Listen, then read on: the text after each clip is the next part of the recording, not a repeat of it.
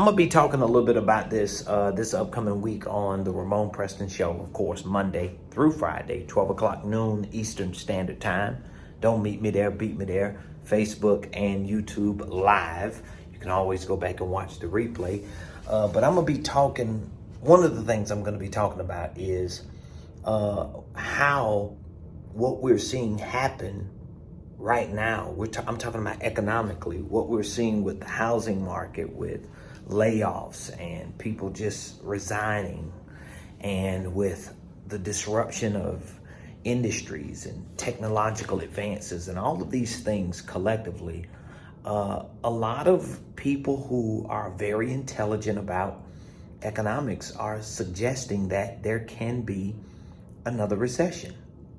There can be a market crash, a meltdown, especially in real estate. When I saw what was going on, let's say around 2005, 2006, 2007, my wife and I, we were just a small two-person real estate team, just servicing clients and maybe managing a couple properties for a few investors and doing some fix and flips for people. And, you know, we had a couple projects going on that we might have been working with.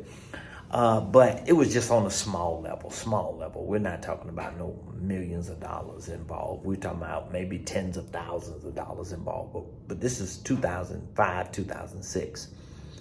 When that happened in 2008, when the bank started crashing and Lehman Brothers and just all types of things happened with real estate, we had to pivot. And the truth is, and was then, I was not ready. I was not prepared for it mentally, financially. I don't even think I was prepared for it spiritually, physically, emotionally. I don't think I was prepared for it on any level. And once it was over and once I saw how life changed for so many people, good and bad, I knew people who just totally just bottomed out. And I know people who came up and their lives were changed forever. But I remember saying to myself, way back then, we're talking about 2009, 2010, 2011. So that was probably about 12 years ago. I remember saying to myself, if I ever get a chance to get on my feet, to get it right, to put myself in a position for success, I'll never allow myself to get caught slipping again. And guess what? Here comes 2020. But this time, I was prepared. And it's not like I'm just a genius or I was like the smart person. No, it was just that around 2018, my wife and I made a decision to do certain things. We made a decision to get out of all this consumer debt. We made a decision to move a lot of the liabilities or all of the liabilities out of our lives. When I say liabilities, I'm just talking about driving foreign cars with big old payments, living in big houses, and just, oh my God, just spending more money than we were making. And making some decent money at the time, but we were not keeping a lot of what we were making so that we could in turn reinvest that money to put ourselves in a solid, stable financial situation. And so when we made that decision around 2018, that would be 4 years ago, it totally changed and transformed our lives. So when 2020 came around and not the recession, but the pandemic kicked off, guess what? We were ready.